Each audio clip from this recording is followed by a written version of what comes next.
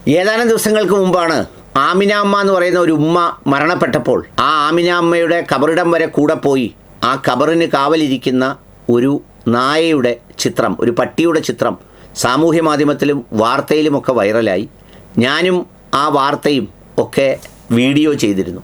എന്തിനെന്ന് ചോദിച്ചാൽ ആ പട്ടി ആമിനാമ്മയെ സ്വർഗത്തിൽ കൊണ്ടുപോകും എന്ന് വ്യാഖ്യാനിക്കാനോ അല്ലെങ്കിൽ പോകത്തില്ലെന്ന് വെച്ച് സംസാരിക്കാനോ ഒന്നും മതപണ്ഡിതന്മാർ കിതാബുമായി രംഗത്ത് വരാൻ വേണ്ടിയല്ല.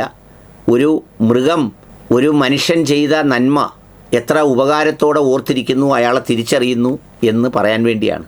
അത് ഇന്നിപ്പോൾ വീണ്ടും ഓർത്ത എന്തിനാണെന്ന് ചോദിച്ചത് വേറൊന്നും കൊണ്ടല്ല.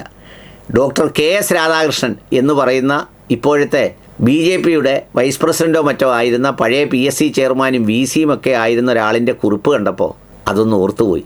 സംഗതി ഈ പറഞ്ഞതുപോലെ നന്ദി കാണിക്കണമെന്നും കബറിടത്തിൽ വന്ന് കമിഴ്ന്ന് കിടക്കണമെന്നുമല്ല. ഈ ചെയ്തവരെക്കുറിച്ചും വാങ്ങിയവരെക്കുറിച്ചും തിന്നുന്നവരെക്കുറിച്ചും പെൻഷൻ വാങ്ങുന്നവരെക്കുറിച്ചും ഒരു ഓർമ്മ പോലും ഇല്ലാത്ത വെറുമൊരു ജന്തുവും മൃഗവുമായി മാറിപ്പോകുന്ന ആളുകളെക്കുറിച്ച് ഓർത്തപ്പോൾ ആ പട്ടി എത്ര മഹോന്നതൻ എന്ന് ഓർത്തു പോയതുകൊണ്ടാണ്. കാരണം അദ്ദേഹത്തിൻ്റെ ഒരു കുറിപ്പ്, ആശാനെ ആ അടിമ ഞാനാണെന്ന് VD സതീശൻ. അങ്ങനെ മുസ്ലിം ലീഗ് അവരുടെ വിശ്വസ്തനായ അടിമയെ കണ്ടെത്തി. ലീഗിൻ്റെ അടിമ പദവിയിലേക്ക് 3 പേരാണ് കലശലായി മത്സരിച്ചത്.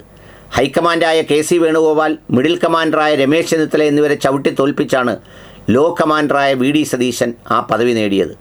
ആശാനെ ആ അടിമ ഞാനാണ്. ശശി ആശാൻ്റെ കാലിൽ വീണ് കരഞ്ഞുകൊണ്ട് ഒരു പോലീസ് ഓഫീസർ പറയുന്നതാണ് ഈ സംഭാഷണം. ഏകാധിപതിയായ ഭരണാധികാരിയായ ശശി ആശാനെ ഇന്ദ്രൻസ് എന്ന നടനെ അഭിനയിച്ച് ഫലിപ്പിച്ച ഒരു സിനിമാ രംഗമാണിത് എന്നൊക്കെ പറഞ്ഞിട്ടാണ് പുള്ളി ഒരുപാട് കുറിച്ചിരിക്കുന്നത്.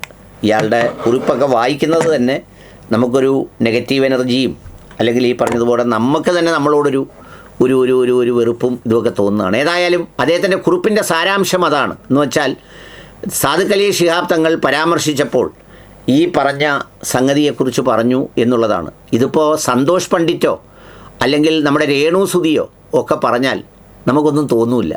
പക്ഷേ ഈ പറഞ്ഞ യൂണിവേഴ്സിറ്റിയുടെ വൈസ് ചാൻസലറായി ഇരുന്ന അല്ലെങ്കിൽ ഈ ലീഗിൻ്റെയും UDFൻ്റെയും ഒക്കെ അടിമക്കണ്ണായിരുന്ന് അവരുടെ അടിമത്തം ആവോളം ആസ്വദിച്ച് അത് സ്വീകരിച്ച് ആ ഗുണം മുഴുവൻ പറ്റിയ ശേഷം ഇനിയൊന്നുമില്ലെന്ന് ബോധ്യപ്പെട്ടപ്പോൾ അവസാനം പാചകം ചെയ്തിരിക്കുന്ന ചെമ്പിൻ്റെ പാത്രം വരെ പൊക്കി നോക്കി, ഒന്നും നോക്കിയിട്ട് ഒന്നും കിട്ടാതെ വന്നപ്പോൾ അടുത്ത മണമുള്ളിടത്തേക്ക് തേടിപ്പോയ ഒരു ജീവിയുടെ പേരാണ് എൻ്റെ പഴയ അധ്യാപകനായ VC ആയ ഈ KS രാധാകൃഷ്ണൻ എന്ന് പറയുന്നത്.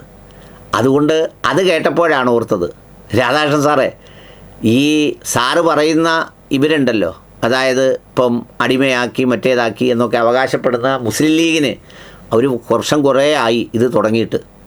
അവരവരുടെ വ്യക്തിത്വവും അവരുടെ അടയാളവും അവരുടെ അന്തസ്സും ഒക്കെ നിലനിർത്തിക്കൊണ്ടാണ് അവർ കേരള സമൂഹത്തിൽ ജീവിക്കുന്നത്.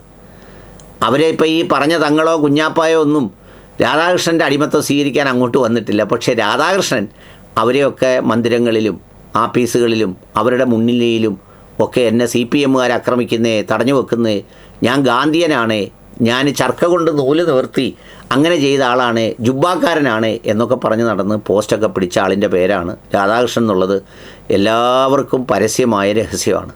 ഏതായാലും ലീഗിനെ സംബന്ധിച്ചിടത്തോളം അവർക്ക് അവരുടെ രാഷ്ട്രീയ ബോധ്യങ്ങൾ നന്നായി അറിയാം. അവർക്കറിയാം അവർ നിലപാടെടുക്കേണ്ടത് എങ്ങനെയാണെന്നും എവിടെയാണെന്നും. ഒപ്പം നിൽക്കുന്ന രാഷ്ട്രീയ പ്രസ്ഥാനം, അവരെ നയിക്കുന്ന അല്ലെങ്കിൽ അതിലെ ഏറ്റവും വലിയ മുന്നണി, ഏറ്റവും വലിയ പാർട്ടിയായ കോൺഗ്രസ് എങ്ങനെയാണ് നിയമസഭാ കക്ഷി നേതാവിനെ അവർ തിരഞ്ഞെടുക്കുന്നതെന്നും ആ തിരഞ്ഞെടുക്കുമ്പോൾ അതിൻ്റെ എല്ലാ ഗുണദോഷ ഫലങ്ങളും മനസ്സിലാക്കി തിരഞ്ഞെടുക്കാൻ പ്രാപ്തമായ ഒരു നേതൃത്വം അവർക്കുണ്ടെന്നുമൊക്കെ ലീഗിന് നന്നായി അറിയാം. ആ തലവേദന കോൺഗ്രസ്സാണ് എടുക്കേണ്ടത് എന്നുള്ളതാണ് ഉറച്ച അഭിപ്രായം ലീഗിനുള്ളത്. അതിനപ്പുറത്ത് അവരുടെ അടിമയെ വെച്ച് കേരളത്തെ നയിക്കാനും അല്ലെങ്കിൽ അവർ പറയുന്നവരെ മുഖ്യമന്ത്രിയാക്കുന്ന ഒരു ചരിത്രവുമൊന്നും കേരളത്തിലില്ല എന്ന് KS രാധാകൃഷ്ണനിൽ നിന്ന് ലീഗിന് പഠിക്കേണ്ട കാര്യമില്ല. ലീഗ് അക്കാര്യത്തിലൊക്കെ ഒരുപാട് മുഖ്യമന്ത്രിമാരുമായും മുന്നണികളുമായും ഭരണം പങ്കിടുകയും ഭരണത്തിൽ പ്രവർത്തിക്കുകയും ഒരുമിച്ച് പ്രവർത്തിക്കുകയൊക്കെ ചെയ്തിട്ടുള്ള ആളുകളാണ്. പക്ഷേ എനിക്ക് അങ്ങയോട് പറയാനുള്ളത്, നന്ദി വേണം എന്ന് പറയുന്നില്ല, അത് ചിലർക്ക് ജന്മനാ കിട്ടണമെന്നില്ല. പക്ഷേ ഓർമ്മ വേണം, അത്രയേ ഉള്ളൂ. ആ വണ്ടിയിൽ നടന്ന കാലവും ആഫീസിലിരുന്ന കാലവും അതൊക്കെ എവിടെ നിന്ന് ഒപ്പിച്ചതാണെന്നും എങ്ങനെ കിട്ടിയതാണെന്നും അതിനേതൊക്കെ വഴി സഞ്ചരിച്ചിട്ടുണ്ടെന്നും ഒക്കെയുള്ള നല്ല ഓർമ്മ വേണം.